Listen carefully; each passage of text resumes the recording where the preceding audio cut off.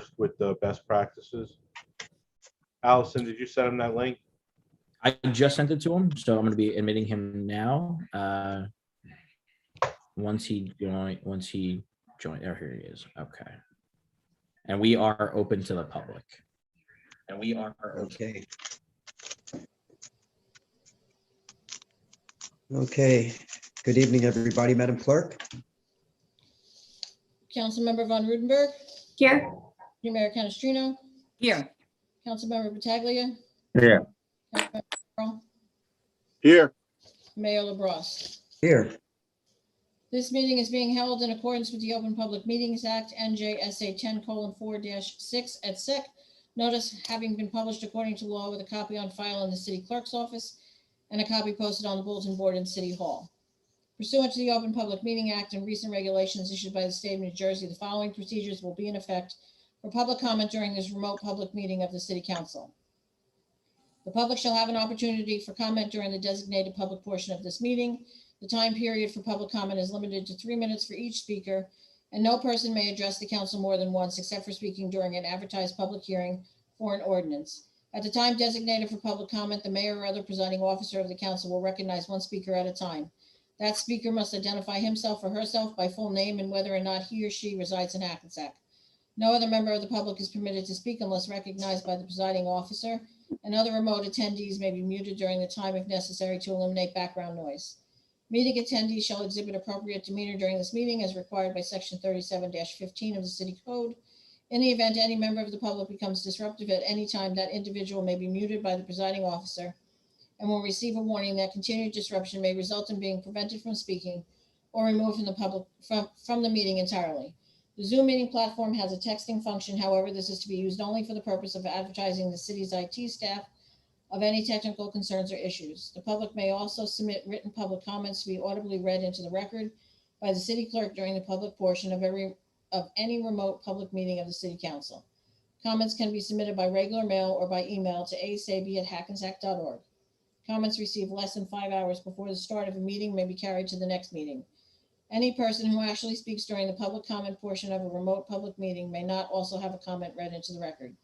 The city clerk will stop reading a written comment into the public record once it reaches a 3-minute limit. Duplicate written comments may be summarized and noted for the record in a consistent manner. Okay, thank you. Would everybody please rise for the flag salute?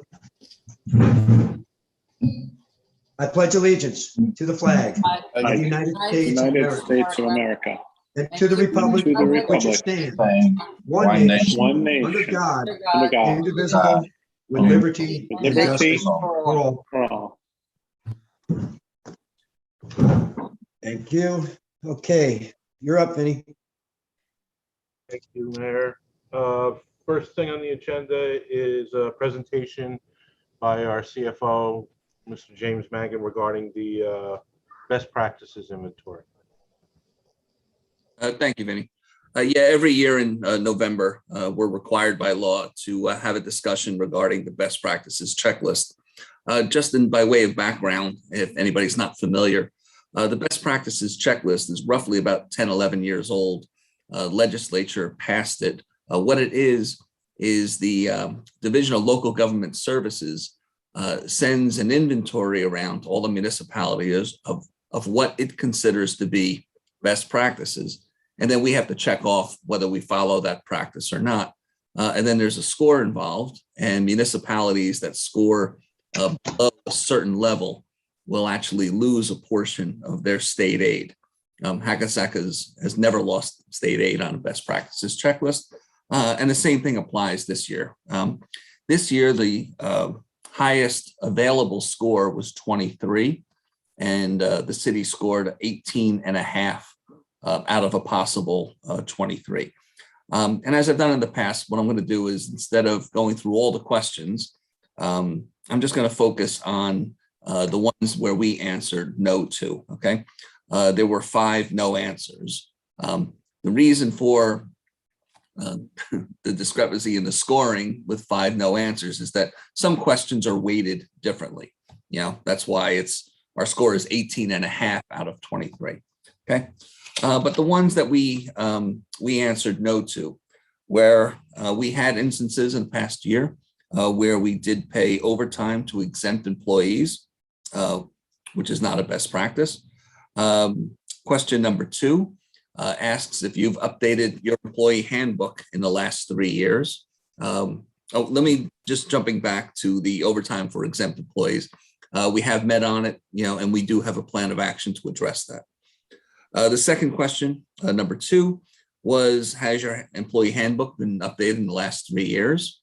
We answered no to that, but the city manager currently has a project in place to have that taken care of. Question number 16 asks if the city has an anti-nepotism ordinance, which we do not. Okay.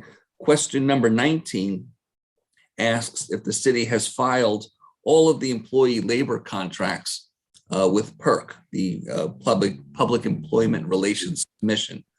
We haven't. The city has 9 labor unions. Each labor contract requires a financial analysis that needs to be filed with PERC. Quite frankly, it's a project I've been working on for a couple of years, trying to get us caught up. And finally, the last question we answered no to, question number 24, asked if we had any comments in the 2018 audit that were then repeated in the 2019 audit. The 2018 audit had one comment. It had to do with the cleanup of our developer's escrow, which we're still working on.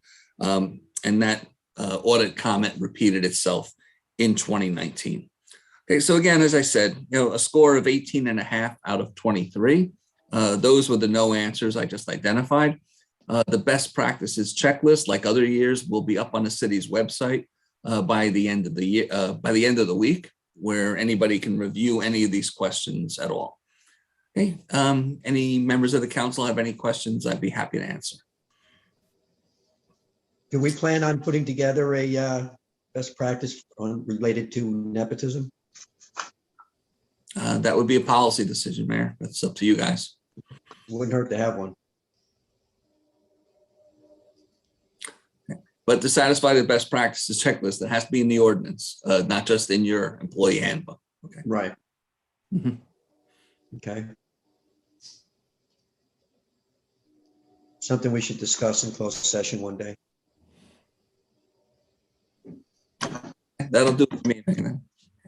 All right. Thank you, Jim. Sure.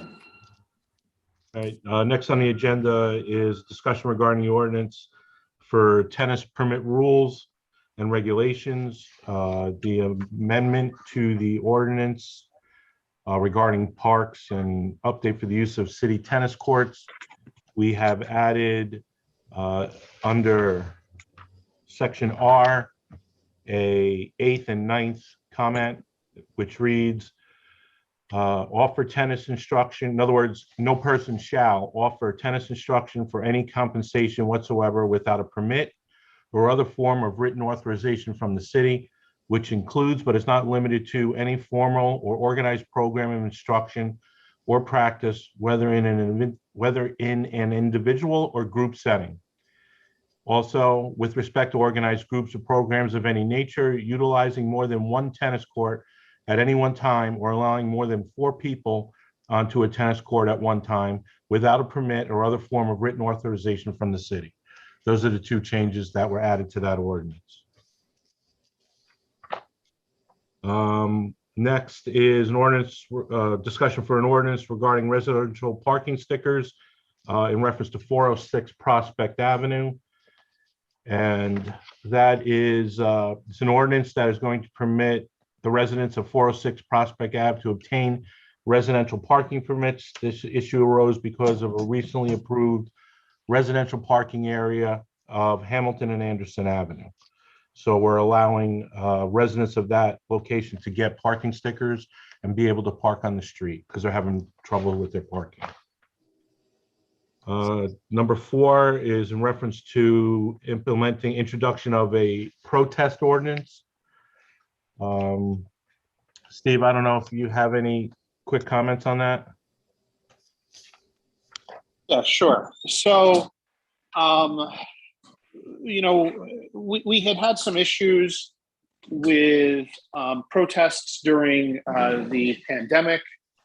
And we had issued an emergency order through the city manager, Mr. Ehrenberg, at the time.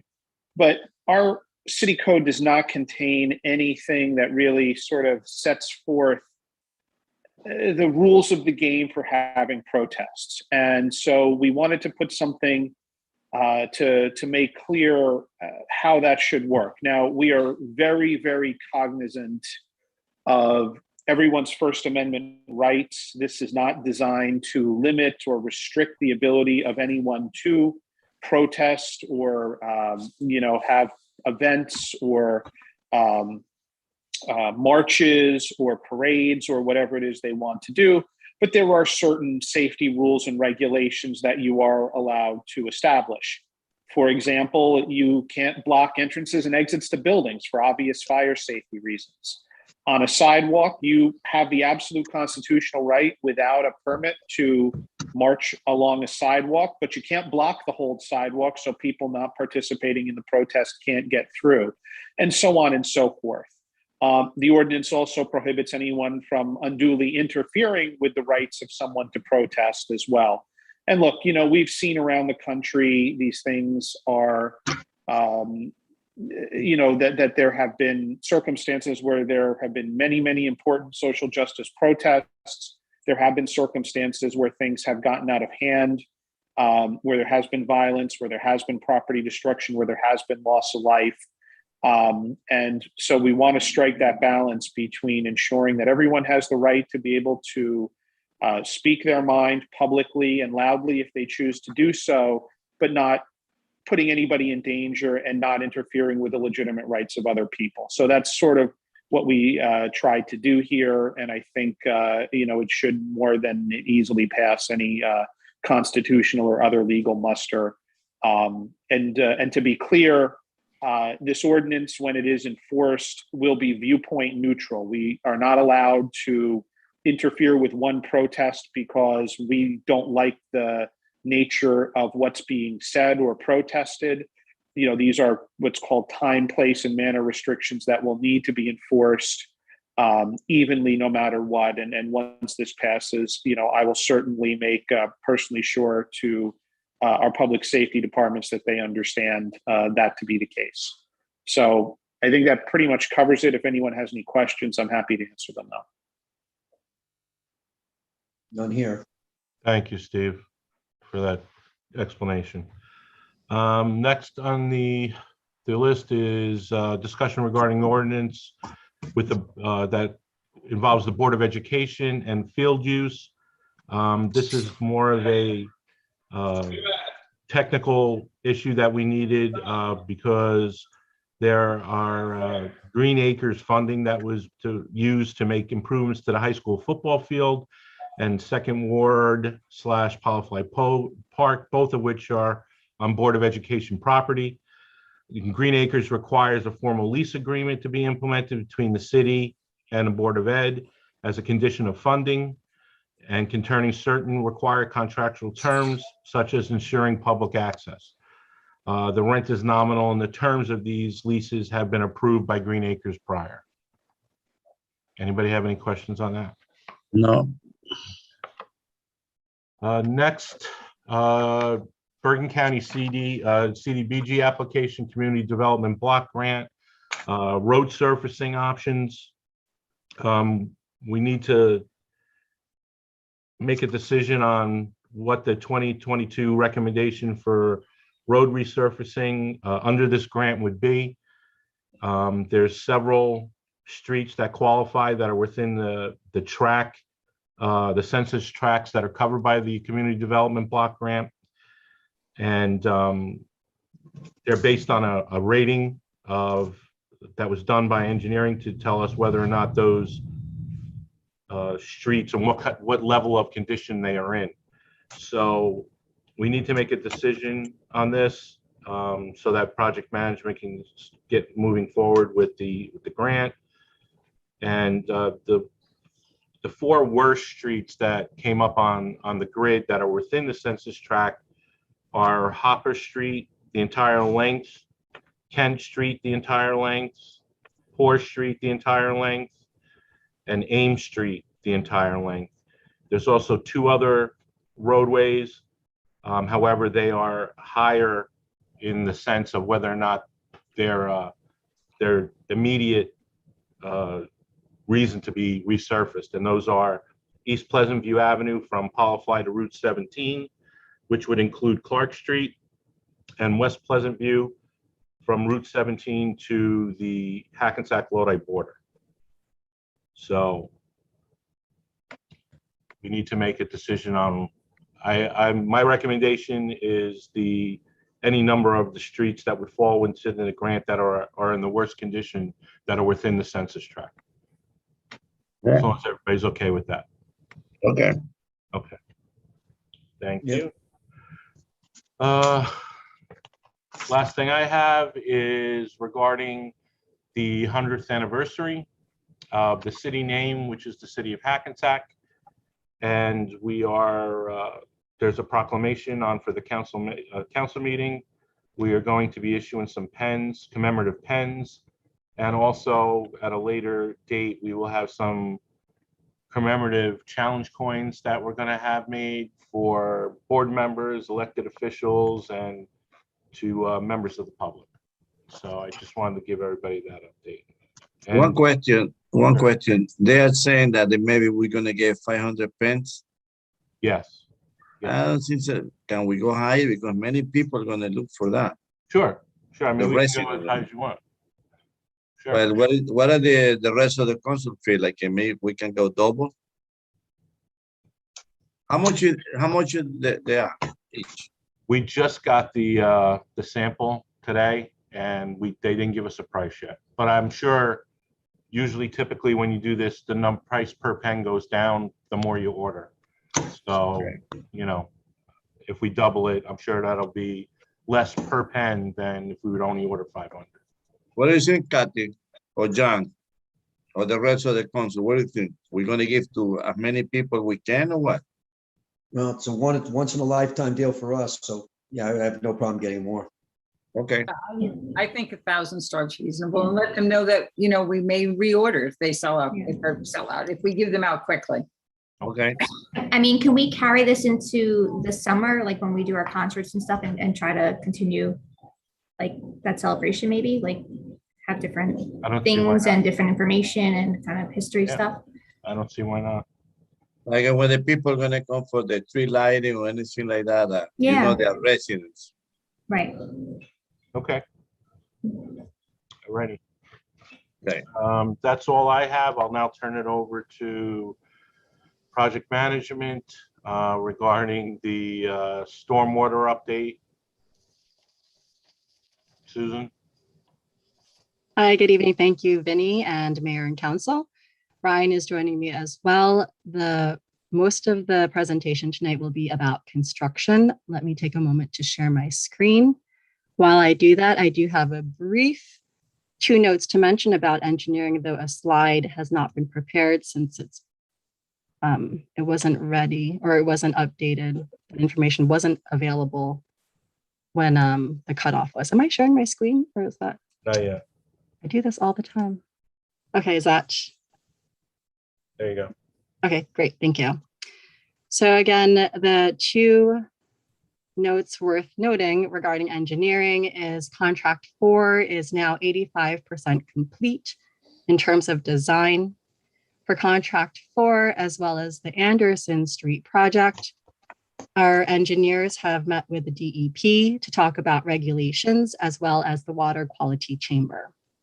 That being said, there hasn't been an update to provide regarding the other contracts. Now I will turn it over to Ryan to talk about the active construction. Good evening, everybody. Thank you, Susan. Clay Street Sewer Separation Project, the progress update since the last council meeting. This update goes to November 3rd. There was 549 lineal feet of sanitary sewer infrastructure installed. And we're also continuing with the utility conflicts as we come across them. The active construction, which has happened since the 3rd and up until today. The contractor is currently installing sewer improvements on Union and Lot U. The improvement on Union is a 8x8 precast concrete chamber at the intersection of Union and Clay. This is what is going to receive the box culverts, which is heading south on Union, that will make the 90-degree turn and go west on Clay Street. And there is also a 4x8 precast concrete chamber installed in Lot U. That was today. And then tomorrow, a delivery of box culverts should arrive sometime in the morning to start that work. And at this time, we're still waiting for the Park Street to be lined, Union, Park Street, and Railroad to have the cast in place lining. And that is all for the update for this week. Thank you. Thank you, Ryan. Thank you. I have a question, Ryan. It's Kathy. Any updates or anything to report about what's going on at the Voorhees pump station? You know, have we gotten any updates on where we are with getting the temporary pump or any news there? I think we've got everything worked out with Rapid Pump. I think we're just waiting for them to schedule. As far as the Danzari portion of the work, all that's left is just to finalize the easement agreement, and then they could start. So when do we anticipate at least having this temporary pump installed? I don't have a date for you right now, but we'll follow up with Suburban and get that for you tomorrow. All right, I just think it's, you know, worth noting other sewer work that's going on throughout the city. Other than Clay Street and Voorhees, anything else throughout the city that we're keeping an eye on that's happening as far as either sewer separation or flood mitigation or Yeah, we have several projects that are, we have bid documents ready to go, or, you know, just about ready to go. One is East Kennedy Street generator. We have some. Right, that's an important area because they got heavy hit. They get heavy hit with the flooding as well. Yep. Yeah, that's a new backup generator for there. We have several projects that are for planning purposes, which are heavy cleaning and CCTV. We have one that has several isolated improvements, which is a portion of Clinton Street. The other is a couple manhole installations on Union Street, unrelated to the Clay Street project, and one manhole on Moore Street, and the reconstruction of a sewer on Liberty Street. So we have some other projects for other areas, but we could next update, we'll have a list for you of all the other ones. Yeah, I think it's worth, you know, reporting not just on Clay Street, but, you know, there's a lot going on for areas throughout the city that have been experiencing. And, you know, even if maybe the amount of work that's being done is not as significant as what's being done on Clay Street, I think it's reassuring for the public to know, you know, what's happening, that, you know, yeah, I'm hearing about this. What about my area that also floods, you know? And we've had folks complain about Clinton. You mentioned that. So, you know, other things that are also in progress. I think it would be nice, even if it was just a simple bulleted response, kind of what you just gave me and gave us informally tonight, would be great. Absolutely. Thank you so much. Yep. Thank you. I got a question.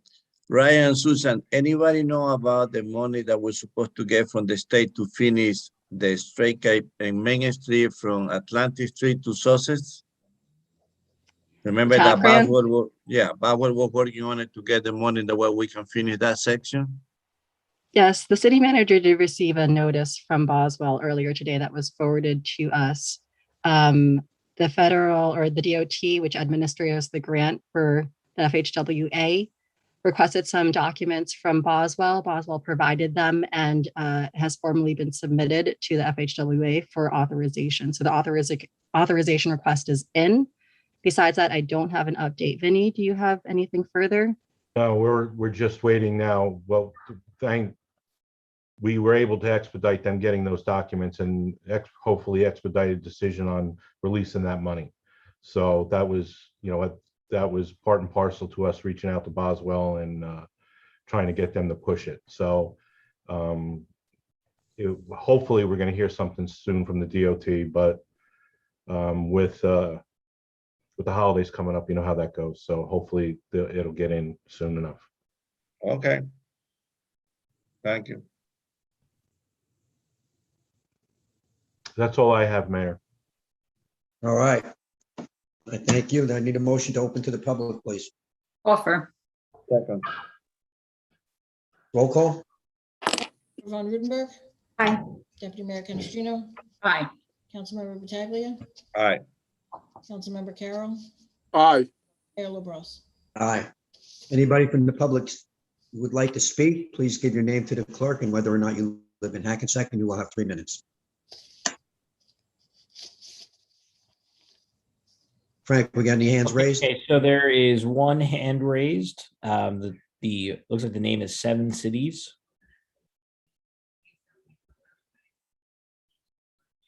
Yes, can you hear me now? Yes. Okay, just confirming. My name is Lise Rossman. I'm not a resident of Hackensack, and I wanted to confirm whether now would be the appropriate time to offer public comment on the cannabis resolution that is on the city council docket, or whether I should abstain from comment now and hold that until that meeting. That's a good question. Well, Mayor, believe- there is no public comment on individual resolutions. So, that resolution will be voted on before public comment in the next meeting. So I think if there was to be public comment before that vote, this would probably be an appropriate time to do it. Okay. Is that be Ma'am? okay to proceed? I believe so. Okay. You I can just wanted speak to on make anything. sure. Obviously, you can speak. You can speak on anything you want to. You have the 3 minutes. So. Sure, I will start now then. Should I Hello, restart my the name is. clock? Oh, Wait, should I restart the clock though? Yeah, you should reset the clock. Yeah. All right. thank you. I just wanted to clarify. Hi, my name is Lise Rossman, and I'm here on behalf of my partners at Turning Pages. I wanted to take a minute to introduce myself and our team. Last week, we submitted information regarding our desire to operate a Class 5 cannabis retailer facility in the city of Hackensack. And I saw that obviously is up for discussion and movement during the city council docket. We too are seeking consideration for a resolution from the mayor and the council that formally expresses support of our upcoming application to the New Jersey Cannabis Regulatory Commission for a Class 5 cannabis retailer license. I don't want to go into too much detail regarding our plans here in the interest of time and the stopwatch that's running there. But our submission materials, I think, demonstrate that we're ready, willing, and able to operate a successful and safe cannabis business within the city.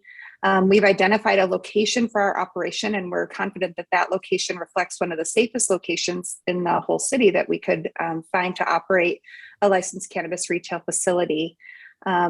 We are a team of medical professionals, we are mothers, we're community and church leaders, we're athletes, and really we are in the cannabis industry because of our commitment to expanding safe and quality cannabis access with a goal of health and wellness for our communities. And so we're using our decades of experience and expertise in this industry to provide products and services and experiences for consumers like us that need things like topical salves for arthritis and tinctures for folks with degenerative motor neuron diseases and inhalable products that can help with stress and anxiety. We're also really focused on making sure that the next generation of these cannabis businesses reflects opportunities for underrepresented entrepreneurs like ours. We're a team of 7 founding members who are women and or people of color, in some cases both. And we're deeply committed to that. And we feel like Hackensack provides a great location for our team because we've seen firsthand how the city's decisions about new businesses and new neighbors and what's going on in the SAC and elsewhere have prioritized the notion of creative placemaking and urban revitalization. And we think we can be a big contributor to that as well with our plans. Combined, we have about 20 years of experience in the state legal cannabis industry. Many of those years spent operating similar businesses in other locations and doing some of that work in New Jersey as well. So again, we're enthusiastic about the opportunity to really set a new standard for what these cannabis retail businesses can look like in New Jersey, and especially to do that in Hackensack. We think it's a great community and we can be a great fit to that. Looking forward to sharing more of our plans at whatever time we're invited to do so. And thanks again for the opportunity to introduce ourselves and speak with you here tonight for a minute. Okay, thank you very much for your time. Appreciate it. Thank you. Okay, so next up we have Jacqueline Ferraro. Ma'am, can you hear me? Jacqueline? Jacqueline, unmute yourself if you can hear me. Frank, is she unmuted? I sent him the request to ask to unmute. Oh, there it is. Hello, can you hear me? Yes, ma'am. Thank you very much. Mayor, Deputy Mayor, and council members, I really appreciate you giving me a chance to speak tonight. Thank you very much for your time. My name is Jacqueline Ferraro. I am thankful to be with Turning Pages. I'm one of their team members, and I just wanted to introduce myself. Born and raised New Jersey. I am a Bergen County resident. I have been an active member in Bergen County for many years. And also prior to joining the cannabis space in 2017, I was in the corporate world. So this being in the cannabis space for the past 5 years has been very exciting. I started in advocacy work with New Jersey Cannabis Industry Association, where we focused on policy, engaged and interacted with legislators and also local municipalities, police departments, and the medical community. We've done a lot of work over the years. I recently co-founded Cannabis Advisory Group. We are a nonprofit and a nonprofit policy group, which consists of cannabis thought leaders throughout the country. And so, although I have entered in the business space, in cannabis business space, a little over 3 years ago at this point, my advocacy work continues, helping to bring a responsible and fair cannabis market here in New Jersey. So this is a very exciting time for New Jersey. We've taken that next step into adult use, and I am thrilled to be part of Turning Pages team, being a Bergen County resident. And this is my home state, so I hope I can be assistance. If anyone has any questions, please feel free to reach out to me. I'm happy to provide an email address to the city email. And again, we thank you so much for your time, and hope to take next steps to the city of Hackensack. Thank you, ma'am. Appreciate it. Next person. Frank. Next up, we have Peter Marcusani. Okay. Good evening, everyone. I just had a few questions. I was intrigued again by Jim Mangan's presentation. Obviously, we owe him a debt of gratitude for the high scores that we get and the state aid that we get as a result of it. I had a few questions, though, as to whether or not, as our score goes up, is the city entitled to more money? Do we lose money? Or is it just like a pass-fail on the scoring? The other thing that intrigued me was the fact that we have exempt overtime. I don't know how extensive that is. It's interesting to see how that plays out when our exempt employees in the city paid overtime. And are there certain rules concerning how that's done? Whether they're supervising direct subordinates in the case of an emergency, or whether they can just work at their desk overtime and put in for it. The second element to that was, is it financial compensation, or if they got compensatory time for working overtime, take another day off here and there, does that count in the scoring, or does it have to be strictly financial? Just little curious things that came to mind, but it piqued my curiosity when I heard about exempt compensation and also nepotism. I think we probably should work hard, and it's not an easy thing to do. I guess a nepotism ordinance, you could run the whole gamut of exactly what that means in terms of hires and direct reports and so on and so forth. But I do think it's certainly on the state checklist, and the issues it has in many communities, and probably to a great extent, even in our own city, it's something that is an exposure, and probably we should have a nepotism ordinance. I would certainly think that something should be put together. Anyway, again, thanks for everything, and nice talking to you, even if I'm not seeing you. Have a nice night. You too, Peter. Thank you. Mayor, would you like me to address his questions? Yeah, why don't we address this now while it's fresh? Thanks. Okay. Okay. First, on the scoring, it sort of kind of is pass fail. If you score below a score of 15, you lose 1/4 of your final state aid payment. If you score below something like 12, you lose half. And if you score more than that, it's graduated on how much you lose. You don't get additional state aid if you score higher. I wish we did, but this is the state of New Jersey. They don't roll that way. On the issue of the exempt overtime, I understand, the city's a big city. There are a lot of exempt employees. The instances that occurred, there were only 4 employees that received overtime in the last year.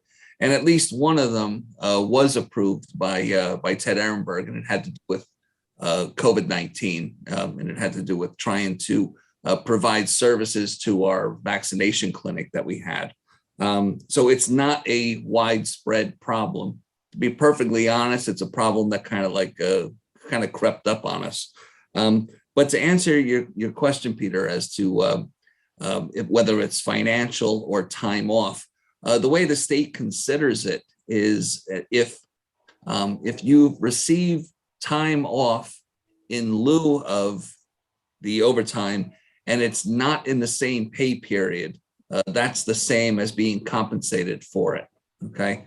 In other words, if somebody were to work a couple of extra hours one day and then instead of getting paid for it, came in late the next day, that would be acceptable. But if they worked a couple extra hours one week and then took those hours, say 2 weeks later, the state considers that to be compensated overtime. So the rules are pretty strict. If you want a full explanation of it, if you look at the best practices checklist when it's posted up on the website later this week, it kind of explains exempt overtime in more detail. Okay, and I hope that answers your questions. Okay, thank you, Jim. Next person. Next up, we have Kathleen Smith. Okay. Ms. Smith, please unmute your phone. Your device. Can you hear me? Oh, hi, Mr. Smith. How are you? I'm good, thank you.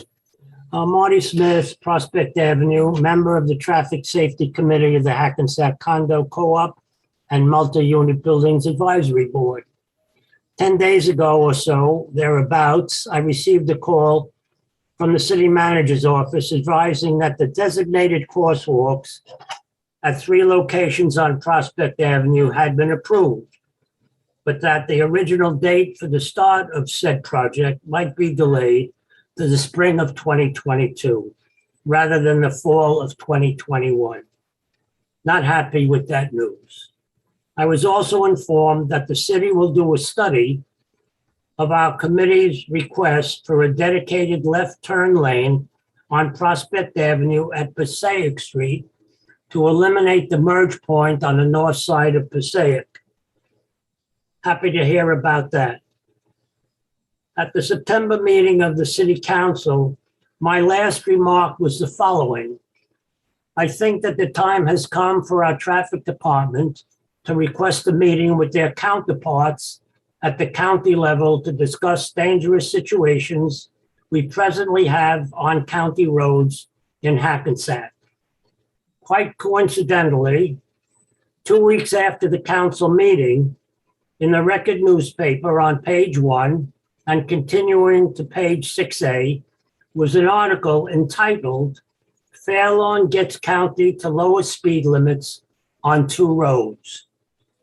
I read the article in its entirety and came to the conclusion that Fairlawn has a very proactive administration in regard to the traffic safety, something we should try to emulate. I have a couple of questions. Number one, not pertaining necessarily to traffic safety, is there any time frame for us to return to in-person council meetings? Go ahead, ask all your questions first, Mr. Smith. That way you can Okay, answer them. question 2. Does the city of Hackensack Police Department have any police officers on foot patrol? And number 3, does the city of Hackensack, the police department, have any plainclothes officers on patrol on a daily basis? Is that it, Mr. Smith? Yes. Okay. So your first one is a time frame for council meetings to go back to live meetings. Right now, we have had no discussion in a while on that, mainly because of COVID still being around. Something we will probably be addressing sooner or later, depending on whether the numbers go up or continue to decline. But there has been no decision made right now to go back to live meetings. Your other thing was foot patrol by the police officers. I'll leave the 2 questions about the police officers up to our city manager. Vinny? Yes, Mayor. Regarding foot patrols, Mr. Smith, yes, they do have what they call tasks, where they go to certain locations, they park the car, they get out, and they walk around. I'm actually working on, at the bequest of the mayor and council, to start somehow getting foot patrols on a regular basis on Main Street. However, any of the delays right now are just related to manpower issues and other assignments. And those assignments come directly from the officer in charge at the police department. Regarding detectives and plainclothes detectives, I don't have direct information from the operations of the police department. That's outside of my lane, but I can tell you that we have a full complement of detectives in plainclothes, a narcotics division, a youth division, and those plainclothes officers I know are on the street on a regular basis, especially our narcotics guys. Again, Thank you. You're welcome. Thank you, Mr. Smith. Next person, Frank? There are no more hands raised. Okay, with that, need a motion to close to the public? Offer. Second. Roll call? Councilmember Von Rudenberg. Aye. Deputy Mayor Canestrino. Aye. Councilmember Pataglia. Aye. Councilmember Carroll. Aye. Mayor LaBrus. Aye. Okay, we will see everybody at 8 o'clock. Hey, All right? all right.